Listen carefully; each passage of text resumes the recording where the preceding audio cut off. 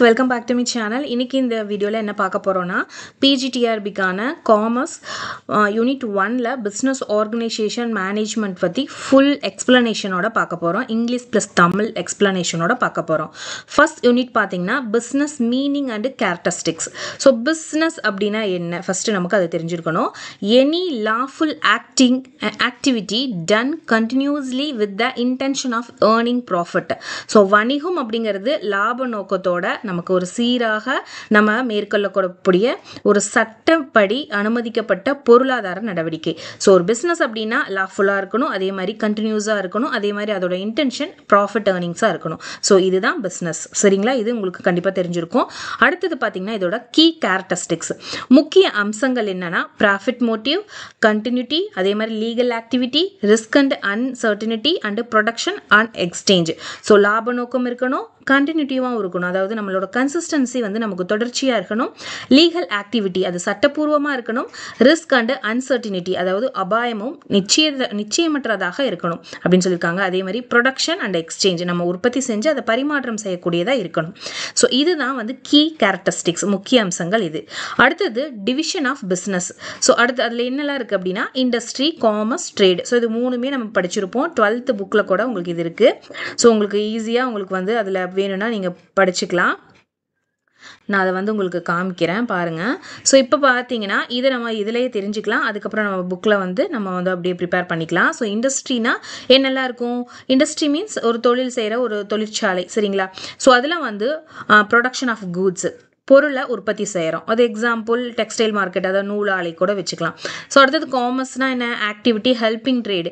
So வணிகத்தில் நமக்கு என்னெல்லாம் வந்து ஹெல்பிங்காக இருக்குன்னா பேங்க், இன்சூரன்ஸ், டிரான்ஸ்போர்ட். இது மூணு இல்லைன்னா நம்மளால் பிஸ்னஸ் பண்ண முடியாது. ஏன்னா வங்கி நமக்கு லோன் ஃபினான்ஸ் எல்லாம் பண்ணுது. காப்பீடு நமக்கு ஏதாவது ஒரு ரிஸ்க் ஏற்பட்டுச்சுன்னா நம்ம கிளைம் பண்ணிக்கலாம்.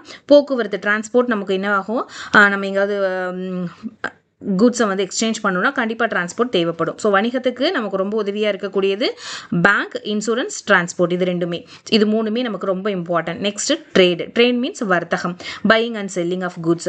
பொருளோட கொள்முதம், நம்ம பர்ச்சேஸ் செய்கிறோம், அதை சேலும் பண்ணுறோம். ஸோ இதை தான் நம்ம ட்ரேட் அப்படிங்கிறோம். ஸோ டிவிஷன் ஆஃப் பிஸ்னஸில் இது மூணுமே இருக்குது. நல்லா நோட் பண்ணி வச்சுக்கோங்க. இது ஓரியன்டாக தான் உங்களுக்கு ஒன் வேர்ட்ஸ் எல்லாம் இந்த மாதிரி கேட்பாங்க. அடுத்தது ஆப்ஜெக்டிவ்ஸ் ஆஃப் பிஸ்னஸ். வணிகத்தோட முக்கிய குறிக்கோள் என்ன? ஸோ ஒன் வேர்ட்ஸில் கேட்க வாய்ப்புகள் அதிகம். So economic, profit, growth, market share. So இது அப்படின்னா என்ன? எக்கனாமிக் மீன்ஸ் பொருளாதாரம். ஸோ இதோட ரொம்ப ரொம்ப முக்கியமான ஒரு ஆப்ஜெக்டிவ்னே என்ன அர்த்தம்? லாபம், வளர்ச்சி, பங்கு சந்தை. நமக்கு ரொம்ப முக்கியமானதே ப்ராஃபிட் தான். அதுக்கப்புறம் நம்மளோட பிஸ்னஸ் வந்து க்ரோத் ஆகணும். அடுத்தது பங்கு சந்தை, நம்மளோட ஷேர், மார்க்கெட் ஷேர். நம்ம ஷேர்ஸ் வந்து நம்ம வந்து வெளியே விற்றுக்கலாம். நம்மளோட ஷேர்ஸை இன்க்ரீஸ் பண்ண தான் நம்ம பார்ப்போம். ஸோ இதுதான் ரொம்ப முக்கியமான ஆப்ஜெக்டிவ் ஆஃப் பிஸ்னஸ். அடுத்தது சோசியல். கன்சியூமர் சாட்டிஸ்ஃபேக்ஷன் ரொம்ப முக்கியம். எம்ப்ளாயி வெல்ஃபேர், நம்ம வேலை செய்கிறவங்களையும் நல்லா பார்த்துக்கணும், நம்ம கன்சியூமரையும் சாட்டிஸ்ஃபேக்ஷன் பண்ணணும், ஒரு திருப்தி செய்யணும், பணியாளர் நலனையும் நம்ம பார்க்கணும். அடுத்தது ஹியூமன் டெவலப்மெண்ட் ஆஃப் எம்ப்ளாயீஸ், மனிதவியல். ஹியூமன் மீன்ஸ் பணியாளர்களின் திறன் மேம்பாடு.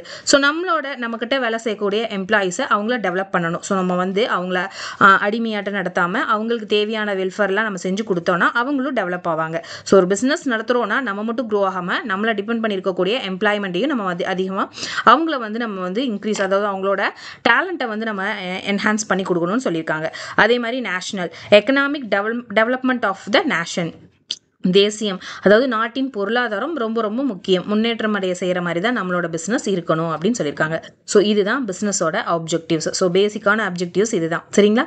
அடுத்தது பார்த்தீங்கன்னா சோஷியல் ரெஸ்பான்சிபிலிட்டி ஆஃப் பிஸ்னஸ், வணிகத்தின் சமூக பொறுப்புகள். நம்ம பிஸ்னஸ் செய்கிறோம் அப்படின்னா கண்டிப்பாக நமக்கு சோஷியல் ரெஸ்பான்சிபிலிட்டிஸ் இருக்குது. என்ன அப்படின்னு பார்க்கலாம் வாங்க. ஸோ கன்சியூமர் ஃபஸ்ட்டு நமக்கு ஒரு கார்டுனே சொல்லலாம், கன்சியூமர்ஸ் தான். நம்ம பிஸ்னஸ் பண்ணுறோன்னா அவங்க மூலமாக தான் நம்ம வந்து என்ன ஆகிறோம், நம்ம டெவலப் ஆகிறோம். ஸோ அவங்களுக்கு வந்து குவாலிட்டியான ப்ராடக்ட் தரணும். அடுத்தது எம்ப்ளாயீஸ், அவங்க இல்லாமல் நம்ம எதுவுமே பண்ண முடியாது.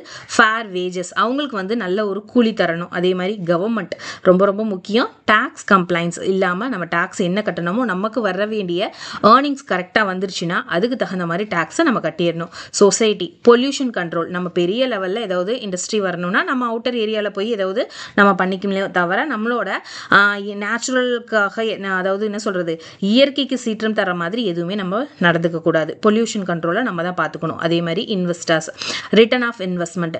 ஸோ நம்ம இன்வெஸ்டர்ஸ்ட்டை நமக்கு என்ன பண்ணணும், ரிட்டர்ன் ஆன் த இன்வெஸ்ட்மெண்ட். நம்மளை நம்பி ஷேர்ஸ் போட்டிருந்தாங்கன்னா அவங்க அவங்களுக்கு நமக்கு ரிட்டர்ன் வந்து நம்ம லாபம் சேர்த்திக்கிட்டு அதே மாதிரி அவங்களுக்கும் நம்ம பிரித்து கொடுக்கணும். ஸோ இதுதான் சோசியல் ரெஸ்பான்சிபிலிட்டிஸ். நம்ம மட்டும் வளர்றது இல்லாமல் மற்றவங்களையும் நம்மளை சுற்றி இருக்கிறவங்களையும் நம்ம நல்லா பார்த்துக்கணும் அப்படிங்கிறது தான் சமூக பொறுப்பு, அதாவது சோசியல் ரெஸ்பான்சிபிலிட்டி ஆஃப் பிஸ்னஸ் அப்படின்னு சொல்லியிருக்காங்க. அதே மாதிரி இதில் தமிழில் உங்களுக்கு புரியணும்னு ஆல்ரெடி நான் இங்கிலீஷில் படித்து காமிச்சு தமிழில் சொல்லிட்டேன். உங்களுக்கு இப்போ டவுட்டாக இருந்துச்சுன்னா இது கீழே படிச்சுக்கோங்க. நுகர்வோர் தரமான பொருட்கள் தரணும், பணியாளர்கள்லாம் நியாயமான ஊதியம், அரசுக்கு சரியாக வரி கட்டணும், அதே மாதிரி சமூக மாசுபாடு இல்லாமல் பார்த்துக்கணும், முதலீட்டாளர்கள் பார்த்தீங்கன்னா லாபம் ஈட்டணும் அப்படின்னு சொல்கிறாங்க. முதலீட்டாளர்கள் இன்வெஸ்டர்ஸ் யார் வந்தாலும் சரி அவங்களுக்கு வந்து நம்ம லாபத்தை பிரித்து கொடுக்கணும் அப்படின்னு கரெக்டான முறையில் சொல்லியிருக்கேன்.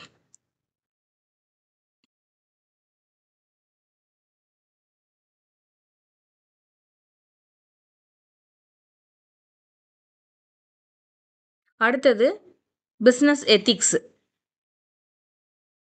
Business ethics and corporate governance.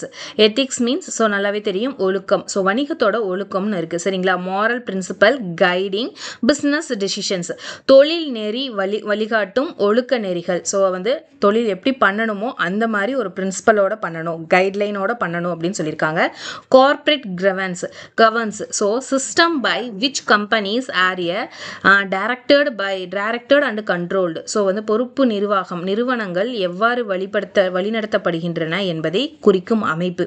So corporate கவர்னன்ஸ்னா நம்ம ஒரு கார்பரேட் கம்பெனி நடத்துகிறோம் அப்படின்னா அவங்க வந்து நம்மளுக்கு சில எத்திக்ஸ் கொடுப்பாங்க, அதே மாதிரி அவங்க கவர்ன் பண்ணுவாங்க, அதாவது என்ன சொல்கிறது நிர்வாக பொறுப்புகளை கொடுப்பாங்க. இப்படி தான் இருக்கணும், இந்த மாதிரி பிரின்சிபல்ஸ் ரூல்ஸ் அண்ட் ரெகுலேஷனை தான் ஃபாலோ பண்ணணும்னு சொல்லுவாங்க. ஸோ அதுதான் வந்து என்ன எத்திக்ஸு.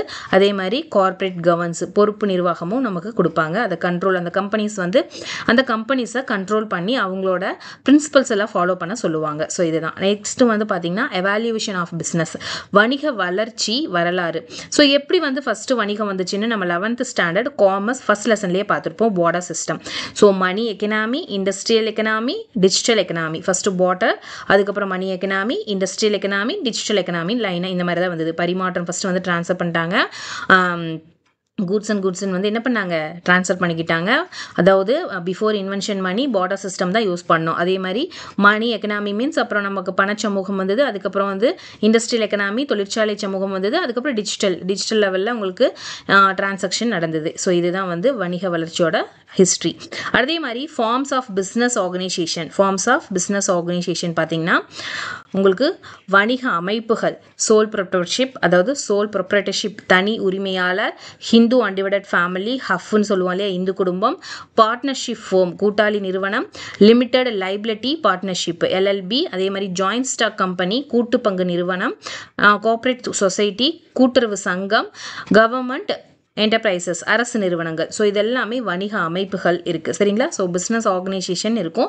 ஸோ இதெல்லாம் வணிக அமைப்புகள், தனி உரிமையாளர், ஸோ சோல் ப்ரொப்ரைட்டர்ஷிப்னா தனியாக வந்து உங்களுக்கு வந்து பிஸ்னஸ் பண்ணுறது. ஹிந்து அன்டிவைடட் ஃபேமிலினா ஒரு ஃபேமிலியில் அவங்க பார்ட்னர்ஷிப்பாக ஒர்க் பண்ணுறது. கூட்டாளினா பார்ட்னர்ஷிப், நம்ம யாராவது ஃப்ரெண்ட்ஸ்குள்ளே பார்ட்னர்ஷிப் டைப் பண்ணிக்கிறது. அதே மாதிரி private limited liability partnership. So ஒரு குறிப்பிட்ட கூட்டு பங்கு வச்சு நம்ம என்ன பண்ணுவாங்க நம்ம பிஸ்னஸ் ஸ்டார்ட் பண்ணுறது. ஜாயிண்ட் ஸ்டாக் கம்பெனினா அதே மாதிரி கூட்டு பங்கு நிறுவனம், அதாவது 2 நிறுவனம் சேர்ந்து ஜாயிண்ட் ஸ்டாக் கம்பெனி நடத்துவாங்க. கோஆபரேட்டிவ் சொசைட்டினா கூட்டுறவு சங்கம், கவர்மெண்ட் என்டர்பிரைசஸ்னா அரசு நிறுவனங்கள். ஸோ இந்த மாதிரி இதெல்லாம் ஃபுல் டீட்டெயிலாக தனித்தனி டாப்பிக்கோட நம்ம நெக்ஸ்ட் வீடியோவில் பார்க்கலாம். இந்த வீடியோவில் இதோட மீனிங்ஸ் எல்லாம் நல்லாவே நீங்கள் நல்லா தெரிஞ்சுக்கோங்க.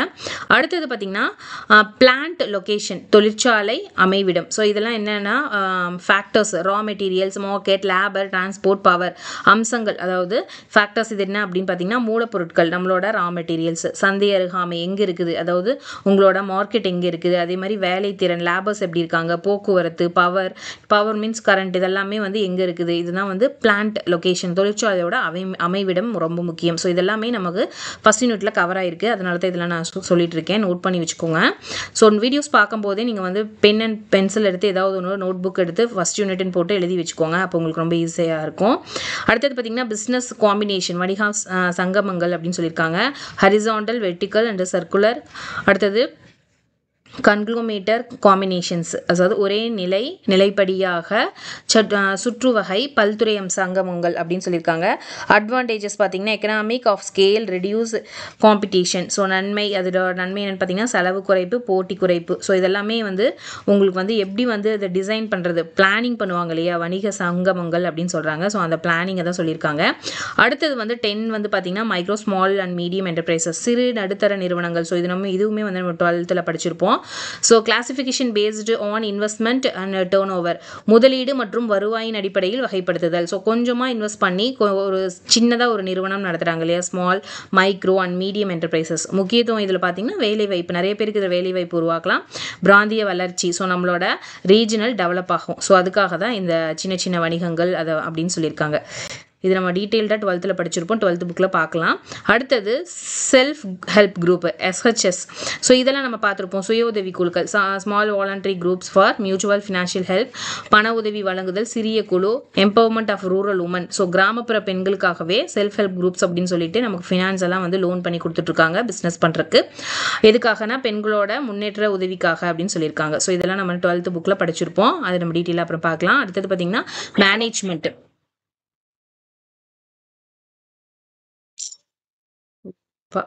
நெக்ஸ்ட் ஒன் பார்த்தீங்கன்னா management, meaning, nature and importance. Definition. First one, definition: management is the art of getting things done through people. So இதோட மீனிங்னா மேலாண்மை என்பது மற்றவர்களால் வேலை செய்விக்க ஒரு கலை. ஸோ மேலாண்மை அப்படிங்கிறது மற்றவங்களால் ஒரு வேலை செய்யக்கூடிய ஒரு கலை அப்படிங்கிறாங்க. ஸோ மேனேஜ்மெண்ட்னா நமக்கு தெரியும் இல்லையா, மேற்பார்வை செய்கிறது, மேனேஜ்மெண்ட்டில் இருக்கிறது. ஸோ இதோட நேச்சர் என்னென்னா goal oriented, universal, dynamic and intangible. So இதோட கோல் என்ன அப்படின்னு பார்த்தீங்கன்னா பணிக்கு ஏற்றமாறு நம்ம வேலை செய்கிறது, அதற்கு அனைத்திற்கும் பொருந்தும், மாற்றத்துக்கு உட்பட்ட, கண்ணுக்கு தெரியாதது. ஸோ நம்மளோட டார்கெட் என்ன, கோல் ஓரியன்டாக தான் இருக்கும், யூனிவர்சலாக நம்ம டைனமிக்காக நம்ம ஒர்க் பண்ணக்கூடிய ஒரு விதம். அதுக்கப்புறம் importance, optimum use of resource, goal achievements. அதோட முக்கியத்துவம் என்ன, இம்பார்ட்டன்ஸ் என்ன அப்படின்னா வளங்களை சிறந்த முறையில் பயன்படுத்தணும். நம்மளோட ரிசோர்ஸை கண்டிப்பாக கரெக்டான முறையில் பயன்படுத்தினா மட்டும்தான் நம்மளோட குறிக்கோள் அச்சீவ்மெண்ட்டை நம்ம வந்து அடைய முடியும். சரிங்களா. நெக்ஸ்ட் ஒன் பார்த்தீங்கன்னா லெவல்ஸ் ஆஃப் மேனேஜ்மெண்ட். மேலாண்மையுடைய நிலைகள் என்ன, டாப் லெவல், அதுக்கப்புறம் மிடில் லெவல், அப்புறம் லோயர் லெவல். இந்த மாதிரி 3 வகையாக இருக்குது. அதில் டாப் லெவல்னா பிளானிங், பாலிசி மேக்கிங், இந்த மாதிரி. ஸோ திட்டமிடல் சொல்லுவாங்க இல்லையா, அந்த மாதிரி. மிடில் லெவல்னா அது கோஆர்டினேஷன், எக்ஸிக்யூஷன். ஸோ ஒருங்கிணைப்பு செய்தல், அதாவது கோஆர்டினேட் பண்ணி ஒருத்தர் ஃபஸ்ட்டு வந்து டாப் லெவலில் இருப்பாங்க. அதுக்கப்புறம் பார்த்தீங்கன்னா உங்களுக்கு மிடில் லெவல், அந்த மாதிரி. ஃபஸ்ட் ஸ்கூல் அப்படின்னா உங்களுக்கு கரஸ்பாண்டர், அதுக்கப்புறம் பார்த்தீங்கன்னா உங்களுக்கு பிரின்சிபல், அதுக்கப்புறம் தான் எம்ப்ளாயீஸ், டீச்சர்ஸ், அந்த மாதிரி. சரிங்களா. ஸோ டீச்சர்ஸ் அப்புறம் ஸ்டூடெண்ட்ஸ், அந்த மாதிரி. இது லோயர் லெவல்னா சூப்பர்விஷன். ஸோ சூப்பர்விஷன்னா யாருன்னா நமக்கு சூப்பர்வைஸ் பண்ணுறாங்க இல்லையா, ஸோ மேற்பார்வை செய்வர்கள். ஸோ எம்ப்ளாயீஸோட நம்ம வேலை எப்படி நடக்குது அப்படின்னு சொல்லி பார்ப்பாங்க இல்லையா, ஸோ அந்த மாதிரி. ஸோ அதர்வைஸ் எம்ப்ளாயிவாகவே இருக்கலாம். மெஷின் வேலை செய்யும்போது அதை மேற்பார்வை செய்கிறதுக்கு சூப்பர்விஷன் மேன் பவர் தேவைப்படும். ஸோ அந்த மாதிரி நிலைகள் இருக்குது. Top level, middle level, lower level அப்படின்னு சொல்லியிருக்காங்க. அடுத்தது ஃபங்க்ஷன்ஸ் ஆஃப் மேனேஜ்மெண்ட்.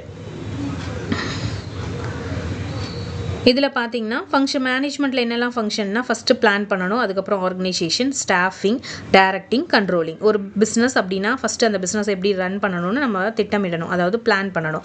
அதுக்கப்புறம் ஆர்கனைசேஷன், அமைத்தல், எல்லாத்தையும் நம்ம சரிவர அமைக்கணும். ஸோ நமக்கு இது எவ்வளோ வந்து உங்களுக்கு பட்ஜெட்டில் எவ்வளோ ஆரம்பிக்கணும், என்னெல்லாம் வாங்கணும், இன்ஸ்ட்ருமெண்ட்ஸ் வாங்கணுமா, ஸோ என்னெல்லாம் வாங்கணும், ரா மெட்டீரியல்ஸ் வாங்கணும், இதெல்லாம் பார்க்கணும். அதுக்கப்புறம் ஸ்டாஃபிங், பணியமர்த்தல் செய்தல், ஸ்டாஃப் போட்டு அதை வந்து நம்ம எப்படி வந்து ரன் பண்ணணும் அப்படிங்கிற மாதிரி நம்ம ஃபஸ்ட்டே பிளான் பண்ணியிருப்போம். அதுக்கு தகுந்த மாதிரி ஸ்டாஃபை வந்து நம்ம உட்கார வைக்கணும். அதுக்கப்புறம் டைரக்டிங், நம்ம என்ன முறையில் சொல்கிறோமோ அந்த டைரக்ஷனில் அவங்க வந்து ஒர்க் பண்ணுவாங்க. அதுக்கப்புறம் கண்ட்ரோலிங், கட்டுப்படுத்துதல்.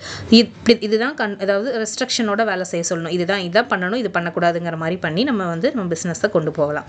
இதுதான் ஃபங்க்ஷன்ஸ் ஆஃப் மேனேஜ்மெண்ட். மேனேஜ்மெண்ட்டோட ஃபங்க்ஷன்ஸ் இதுதான். அதுக்கப்புறம் எவாலுவேஷன் ஆஃப் மேனேஜ்மெண்ட். ஸோ இது என்ன, மேனேஜ்மெண்ட் தாட் அப்படின்னா மேலாண்மை சிந்தனை வளர்ச்சி. கிளாசிக்கல், அதாவது இவங்கெல்லாம் வந்து இவங்களோட முறைப்படி ஃபாலோ பண்ணுறாங்க. டைலர், ஃபயோல், இவங்கெல்லாம் வந்து பார்த்திங்கன்னா நமக்கு பிஸ்னஸை பற்றி வந்து பார்த்திங்கன்னா நிறைய அவங்க தாட்ஸை வந்து கொடுத்துருக்காங்க. அவங்கள ஃபாலோ பண்ணி நிறைய பேர் வந்து ரன் பண்ணுறாங்க. சரிங்களா.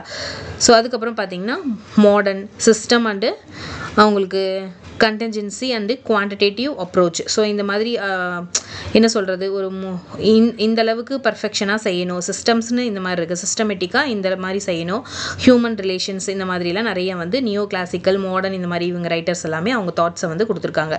எவல்யூஷன் ஆஃப் மேனேஜ்மெண்ட் தாட், அதாவது நம்மளோட மேலாண்மையோட வளர்ச்சிக்கு இவங்க எல்லாமே கருத்து தெரிவிச்சிருக்காங்க. அடுத்தது பார்த்திங்கன்னா authority, power, responsibility and accountability. அத்தாரிட்டினா உங்களுக்கு தெரியும், முடிவெடுக்கும் அதிகாரம். அதுக்கப்புறம் பவர்னா அவங்களோட திறன். அதுக்கப்புறம் பார்த்திங்கன்னா ரெஸ்பான்சிபிலிட்டினா பொறுப்பு. அதுக்கப்புறம் அக்கௌண்டபிலிட்டினா பதிலளிக்க வேண்டிய நிலை. இந்த அளவுக்கு இருக்குது. Right to make a decision, capacity to influence, duty assigned, being answerable. So இந்த மாதிரிலாம், ஸோ இந்த மாதிரி வந்து நமக்கு ஒரு ரேஞ்சில் இருந்து ஒர்க் பண்ணுவாங்க. ஸோ இதெல்லாம் இருக்குது. அத்தாரிட்டி, பவர், ரெஸ்பான்சிபிலிட்டி அண்ட் அக்கௌண்டபிலிட்டின்னு உங்களுக்கு பிரிச்சிருக்காங்க. அதே மாதிரி கோஆர்டினேஷன் ஃபுல்லாக வந்து என்ன அப்படின்னா ஒருங்கிணைப்பு. அதுக்கப்புறம் ஒருங்கிணைப்புனா எல்லோரும் சேர்ந்து குறிக்கோளை அடையிறதுக்கு மொத்தமாக முயற்சி செய்யணும், அதை தான் சொல்லியிருக்காங்க. Integration of efforts to achieve objectives. So எல்லோரும் சேர்ந்து நம்மளோட கோல் என்ன, ப்ராஃபிட் ஏர்ன் பண்ணுறது, அதே மாதிரி நம்மளோட கன்சியூமரை சாட்டிஸ்ஃபேக்ஷன் பண்ணுறது, அதுக்கப்புறம் கவர்மெண்ட்டோட டெவலப்மெண்ட்டுக்கு ஒர்க் பண்ணுறது. ஸோ இந்த கோல் எல்லாமே அச்சீவ் பண்ணணும் அப்படின்னு சொல்லியிருக்காங்க. ஸோ இது ஃபுல்லாகவே ஃபஸ்ட் யூனிட்டில் கவர் ஆகுது. ஸோ இதுக்குள்ளே இன்டெப்த்தாக உங்களுக்கு கொஷின் ஆன்சர்ஸ் வேணும்னா நெக்ஸ்ட் வீடியோவை கண்டிப்பாக வந்து வாட்ச் பண்ணுங்கள். இப்போ சேனலை மறக்காமல் சப்ஸ்கிரைப் பண்ணி வச்சுக்கோங்க. அப்போ தான் நான் போடக்கூடிய நெக்ஸ்ட் வீடியோ உங்களுக்கு உடனுக்குடனே நோட்டிஃபிகேஷன் வரும். நீங்களும் என்னோட வீடியோவை தொடர்ந்து பார்க்கலாம். அண்ட் தென் நெக்ஸ்ட் வீடியோவில் மீட் பண்ணலாம். தேங்க்ஸ் ஃபார் வாட்சிங்.